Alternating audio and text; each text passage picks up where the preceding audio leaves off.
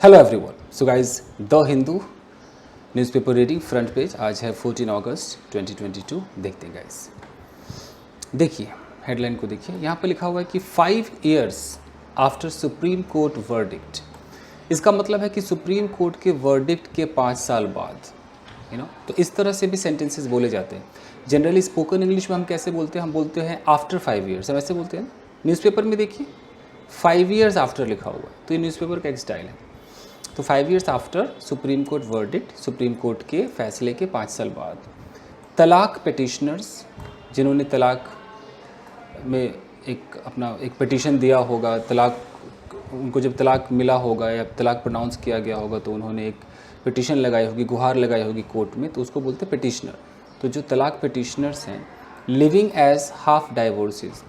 अब यहाँ living petitioners और लिविंग के बीच में देख रहे कोई आर नहीं है, तो हेडलाइन जो है वो ये इज़, आर, एम, वाज, वर इसको छुपा लेता है। ये हेल्पिंग वर्ब वगैरह ज़्यादा लगाता नहीं है, हेडलाइन है भाई। अच्छा, तो ये जो लिविंग एज हाफ डाइवोर्सिस, यूँ समझो कि वो आधा डाइवोर्सी वाले जीवन जी रहे हैं, पूर्ण रूप से उनका तलाक नहीं हुआ है। अब आगे क्या बात है, आगे देखते हैं। चलिए, यहाँ लिखा है कि their husbands haven't taken them back. Present perfect tense का इस्तेमाल है कि वो महिलाएं जिनको तलाक तलाक तलाक कह दिया गया होगा, तो उनके जो हस्बैंड है, हैवेंट टेकन देम बैक, उन्होंने उनको वापस नहीं बुलाया। And they can not remarry either, और वो दोबारा शादी भी नहीं कर सकते हैं। यहाँ ये जो ईदर आप देख रहे हैं गाइस, ये ईदर बहुत इंपॉर्टेंट है, इसको देख लीजिए, थोड़ा सा सीखिए कुछ। ईदर, आप में से बहुत लोगों को ईदर और पता होगा कि भाई या तो बैठ जाओ या खड़े हो जाओ, ये आपने खूब सुना होगा, इधर सिट और स्टैंड। ओके, या तो तुम चोर हो या एक अच्छे इंसान हो, यू आर इधर अ थीफ और अ गुड ह्यूमन बीइंग। हम इस इधर की बात नहीं कर रहे हैं, हम बात कर रहे हैं कि जैसे हम ऑल्सो लगाते हैं वैसे ही हम ऑल्सो की तरह ही इधर का इस्तेमाल करते हैं। और इधर जो है वो सिर्फ नेगेटिव सेंटेंस के लिए यूज होता है। नेगेटिव सेंटेंस कैसे? जैसे किसी ने बोला कि आई, जैसे यहाँ पर राम है, राम कह रहा है यार आज मैंने नाश्ता नहीं किया, आई हैवेंट हैड ब्रेकफास्ट, या अब तक मैंने नाश्ता नहीं किया, I haven't had breakfast yet. अब सोहन कह रहा है यार मैंने भी नहीं किया है, अब सोहन कह रहा है कि आई हैवेंट हैड ब्रेकफास्ट, यहाँ पर बस वो ईदर लगा देगा। स्पोकन इंग्लिश में आप लोग को शायद इतना ज़्यादा पता नहीं होगा, आप लोग क्या कहते होंगे कि आई ऑल्सो हैवेंट ईटन, ऐसे बोल देते हो ना, I also haven't had breakfast either. इस सेंटेंस को गलत माना जाता है। नेगेटिव के लिए हम ऑल्सो का इस्तेमाल नहीं करते हैं, ईदर का इस्तेमाल करते हैं। बहुत लोगों को नहीं पता है। Okay okay, she didn't watch that movie yesterday. कल उसने वो फिल्म नहीं देखी, मैंने भी नहीं देखी। I didn't watch it either, मैंने भी नहीं देखी। समझ रहे, ऐसे इधर लगता है। चलिए बस ये तो हो गया, आगे देखिए। अब इसको पढ़ते हैं। देखिए यहाँ लिखा है कि 5 years after the supreme courts 5 judge bench under chief justice J.S. Kehar invalidated instant triple तलाक इन अगस्त 2017, comma.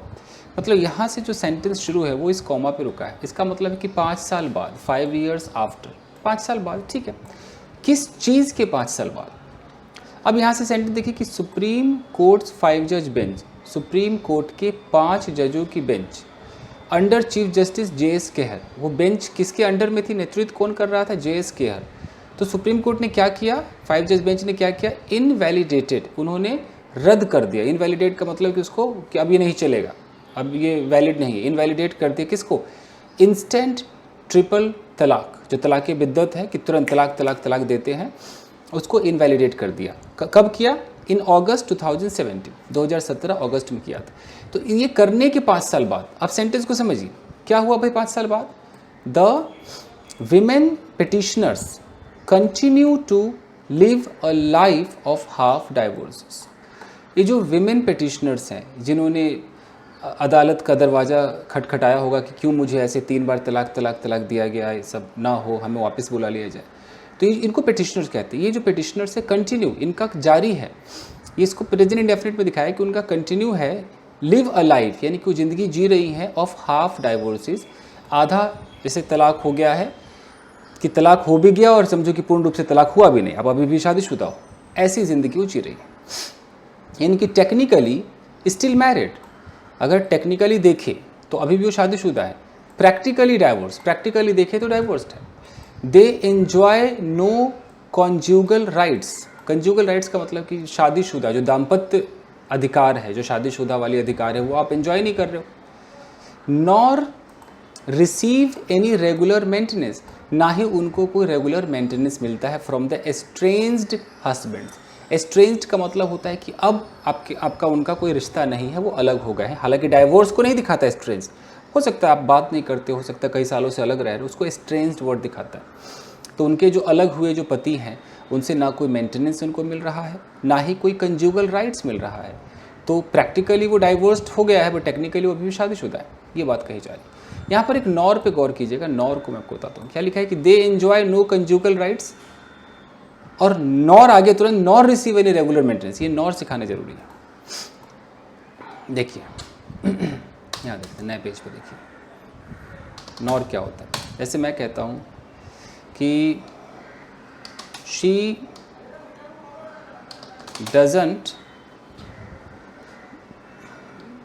Doesn't talk to me, वो मुझसे बात नहीं करती, ठीक है, वो मुझसे बात नहीं करती।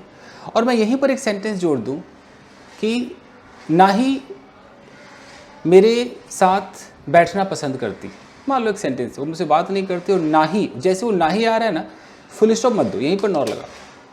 और टेंस कौन सा है, प्रेजेंट इंडेफिनिट, उसका हेल्पिंग वर्ब लगाओ, नॉर डज, ये लगेगा ना, nor does she like to sit with me, मेरे साथ बैठना पसंद करती है। Okay fine. मैं अगर बोलूँ कि यार मैं कमरे को साफ़ नहीं करता हूँ, ना ही मैं खाना पकाता हूँ, तो मैं कमरे को साफ़ नहीं करता हूँ, I don't clean the room. और यहीं पर बोलूँ कि ना ही मैं खाना पकाता हूँ, तो नॉर। अब ये मेरा डेली रूटीन है, तो अपने लिए जो helping verb I we you they के लिए डू है ना नेगेटिव और इंट्रोगेटिव में, वो वाला हेल्पिंग वर्ब यहाँ चाहिए कि नॉर डू आई खाना पकाता हूँ, कुक फूड। कितना प्यारा है ये, देख रहे हैं, तो बहुत अच्छा इस्तेमाल है। फाइन, कैसे आगे देखते हैं। चलिए, प्रैक्टिकली अबैंडन्ड, प्रैक्टिकली देखें तो अबैंडन्ड है मतलब छोड़ दिया गया है, तो practically abandoned the women can not remarry in the absence of a legally valid divorce. ये जो औरतें हैं जिनको प्रैक्टिकली छोड़ दिया गया है, ये शादी नहीं कर सकती, रीमैरी नहीं कर सकती, दोबारा शादी नहीं कर सकती इन द एब्सेंस ऑफ, मतलब वो चीज़ नहीं है। क्या एब्सेंस है, लीगली वैलिड डाइवोर्स, जबकि लीगली इनको डाइवोर्स नहीं दिया गया है, तो इस एब्सेंस में ये दोबारा शादी नहीं कर सकती। आफ्टर, अब देखिए, आफ्टर द वर्डिक्ट, फैसले के बाद, none of the men were visited by law enforcement bodies. जब ये फैसला आ गया था सुप्रीम कोर्ट का कि भाई अब आप तलाक तलाक तलाक नहीं कर सकते हो, उसके बाद नन ऑफ द मैन, ये जितने भी आदमी जिन्होंने तलाक तलाक तलाक बोला था, उनके घर में कोई भी लॉ एनफोर्समेंट बॉडीज़, ये जो कानून मनवाने का जो काम करते, चाहे पुलिस हो जो भी हो, ये कोई गया ही नहीं। And told to take back their wifes, और ये कहा ही नहीं कि आप अपनी पत्नियों को वापस ले लो, क्योंकि अब तो ये तो कैंसिल हो गया, इनवैलिडेट हो गया, अब आप तलाक तलाक तलाक कह के डाइवोर्स नहीं दे सकते हो, इनवैलिडेट हो गया है। तो चूंकि इनवैलिडेट हो गया है, तो आपने जो पहले बोल दिया था, अब अपनी वाइफ्स को वापस ले लो, ऐसा फोर्स करने के लिए कोई भी एनफोर्समेंट वाला गया ही नहीं इनके घर। फर्दर आगे, no arrest could be made, कोई अरेस्ट भी नहीं हुआ फॉर गिविंग इंस्टेंट ट्रिपल तलाक, और आगे तुरंत तलाक तलाक करने के बाद कोई अरेस्ट भी नहीं हुआ। कानून बोल रहा था कि भाई अरेस्ट होगा अगर कोई ऐसा करता है, एक लॉ पास हुआ था। As the Muslim women protection of rights on marriage act, यानी कि 2019 में कानून आया था, केम इनटू फोर्स, ये जो है ना मुस्लिम वीमेन एक्ट, ये 2019 में ये came into force. Came into force का मतलब है कि अभी लागू हो गया long after pronouncement of instant तलाक। जब बहुत इंस्टेंट तलाक काफ़ी चलता था, तो उसके बाद 2017 में सुप्रीम कोर्ट ने कहा यहाँ, और 2019 में एक लॉ भी पास हो गया। तो ये सब हो तो गया, बट ढंग से इस पर काम नहीं हुआ ऐसा कहा जा रहा है। फिर लिखा है कि अ cloud of confusion. Cloud of confusion का मतलब कि एकदम कन्फ्यूजन का पूरा बादल, बहुत सारा कन्फ्यूजन। छोटे छोटे कोलोकेशन से आप रट सकते हैं। A cloud of confusion hangs in the air, यानी कि हवा में बहुत सारा कन्फ्यूजन है। As the women are uncertain, ये जो महिलाएं हैं इनका अनसर्टेन है, अनिश्चित है, कुछ भी तय नहीं है। Of their eligibility for a fresh marriage, कि क्या ये एलिजिबल है कि दोबारा शादी कर सकती हैं, बहुत सारा कन्फ्यूजन है। द टॉप कोर्ट, यानी कि जो सुप्रीम कोर्ट है, इट मे बी रिकॉल्ड, कह रहा है कि इस फैसले को वापस दोहराया जा सकता है। तो जो टॉप कोर्ट है इनवैलिडेटेड, इन्होंने रद्द कर दिया था इंस्टेंट ट्रिपल तलाक को रद्द कर दिया था in the Shayara Bano versus the Union of India case. इसमें उन्होंने रद्द कर दिया था, यानी कि केस आया था, कोई महिला थी शायरा बानो, उनको जब ऐसे तलाक तलाक तलाक कह दिया गया तो वो कोर्ट का उन्होंने दरवाज़ा खटखटाया। तो उस पर जो फैसला आया है वो फैसले के आधार पर, आजकल वो कानून जो पास हुआ वो भी उस फैसले के आधार पर हुआ। तो फिर से देखिए कि टॉप कोर्ट जो है, जो सुप्रीम कोर्ट है, कह रहा है कि इट मे बी रिकॉल्ड, दोबारा हम उस केस को याद कर सकते हैं। तो उस सुप्रीम कोर्ट ने क्या किया, इनवैलिडेट कर दिया था इंस्टेंट ट्रिपल तलाक को in the Saira Bano versus union of India case. ठीक है, इस केस में हुआ था। While refraining from commenting on the state of their marriage directly. यहाँ देखिए रिफ्रेन का मतलब होता है रोकना। तो किस चीज़ से रोकते हुए कि भाई कमेंट मत करो, उनके शादी के स्टेट पर कमेंट ना करो डायरेक्टली। तो ये मतलब कमेंट नहीं करना है, हल्का फुल्का इन्फॉर्मेशन दिया गया है, ज़्यादा कमेंट नहीं करना है। तो ये जो सायरा बानो वाला जो केस था, जिसमें सुप्रीम कोर्ट ने कहा कि हाँ भाई ट्रिपल तलाक को हम इनवैलिडेट करते हैं, तो इस चीज़ को रिकॉल करने की बात कही जा रही है कि इट मे बी रिकॉल्ड, इसको दोबारा इसको लोग सोच सकते हैं। अब है कि the women had gone to court seeking redress as the victims of instant triple talaq. अब जो वुमेन है वो कोर्ट गई थी सीकिंग रिड्रेस। रिड्रेस का मतलब है कि भाई हमें कुछ, रिड्रेस का मतलब ये होता है कि जो मतलब कि उसका, कैसे मैं इसकी हिंदी में समझाऊं रिड्रेस का मतलब, यानी कि अगर कोई प्रॉब्लम हो गई है तो उसको भरो, यानी कि हर्जाना भरो, यानी कि हमें फिर से वैसा कर दो, रिड्रेस कर दो। तो ये जो औरतें हैं ये कोर्ट गई। सीख का मतलब होता है मांगना, ढूंढना, चाहना, तलाश करना, तो ये जो महिलाएं हैं कोर्ट का दरवाज़ा खटखटाया कि रिड्रेस हमें फिर से वैसा किया जाए as the victims of instant triple talaq. हम विक्टिम्स हैं ट्रिपल तलाक का, तो हमें रिड्रेस किया जाए, हमें कुछ ऐसा उपाय बताया जाए, मतलब हमारी हेल्प की जाए। रिड्रेस का मैं एग्जैक्ट हिंदी नहीं बता पा रहा।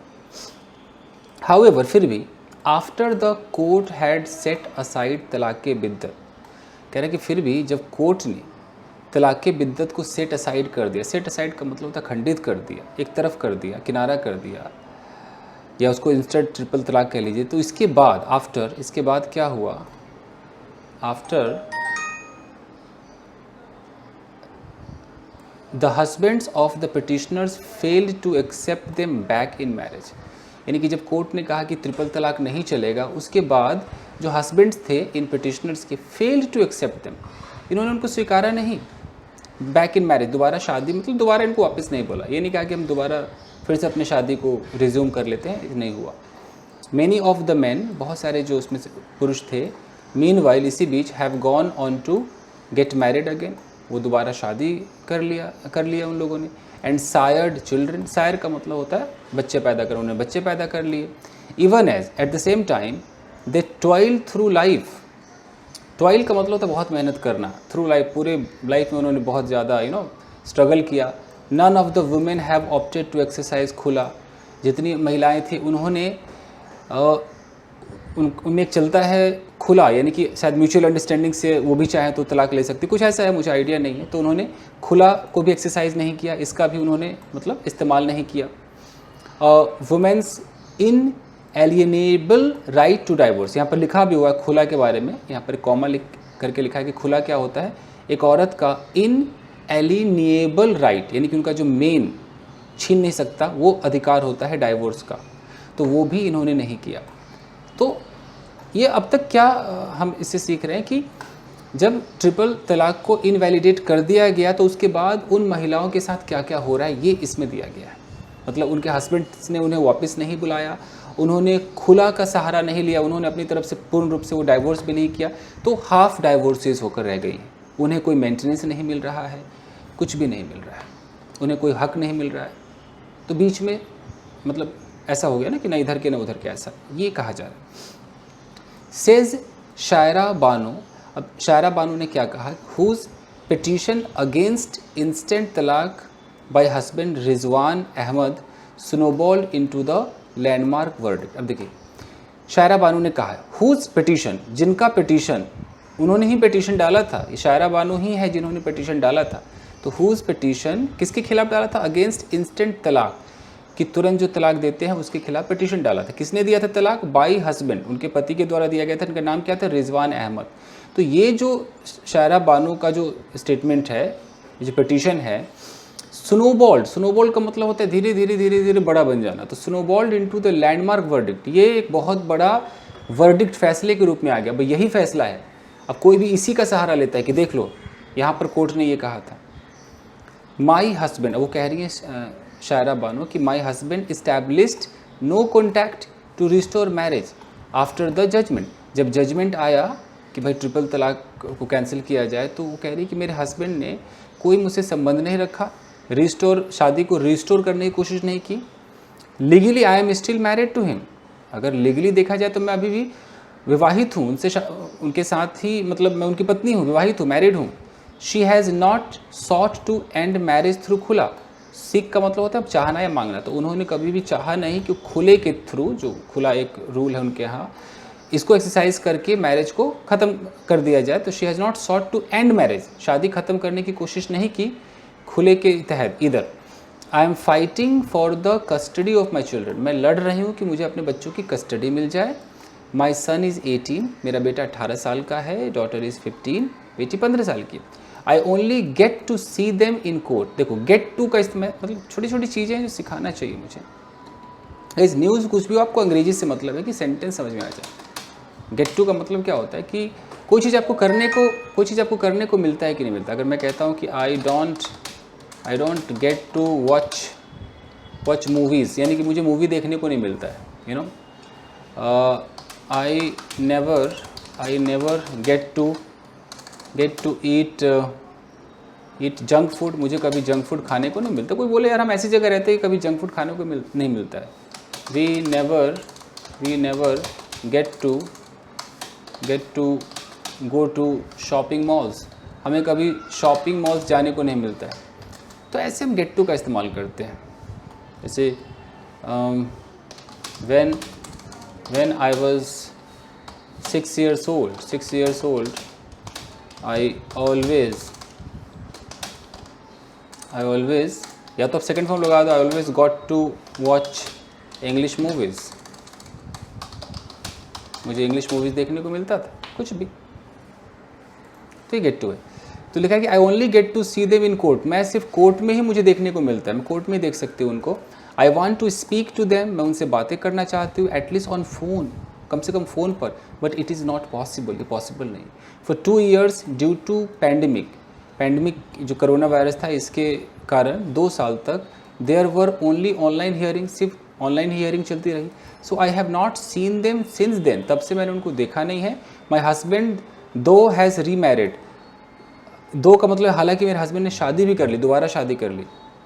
आफ्टर द हिस्टोरिक वर्डिक्ट, ये ऐतिहासिक जो फैसला था, इसके बाद miss Bano was made the vice president of Uttarakhand women's commission, इनको वाइस प्रेसिडेंट बना दिया गया। A position she continues to hold, अभी भी ये वाइस प्रेसिडेंट हैं। एट वन टाइम, एक बार, she had to even leave her parental palace, had to का मतलब कुछ करना पड़ा, एक बार उन्हें अपना जो पेरेंटल, अपने माँ बाप का जो घर वो भी छोड़ना पड़ा इन काशीपुर में, ड्यू टू, किस कारण, ड्यू टू सोशल आउटरीच, जो समाज में कुछ ऐसा हो हल्ला हो गया होगा कि क्या कर रही है, इसके कारण ओवर हर डिसीजन, इनका जो फैसला था ना उस पर उन्हें छोड़ना पड़ा। सेज इशरत जहान ने कहा, कौन है ये, one of the petitioners whose marriage was set, ये एक पिटिशनर है whose marriage was set to have ended, कहा जाता है कि उनका मैरिज ख़त्म हो गया when her Dubai based husband Murtaza Ansari pronounced talaq on phone. उनके दुबई में जो हस्बैंड रहते थे उन्होंने फ़ोन पे ही तलाक तलाक तलाक कह दिया और उनकी शादी ख़त्म हो गई। तो ये सेड टू जो है ये पढ़ा सकता हूँ मैं, सेड टू है, देख लीजिए। जैसे अगर मैं बोलूँ कि he is said to have scolded, अब इसका क्या मतलब होगा?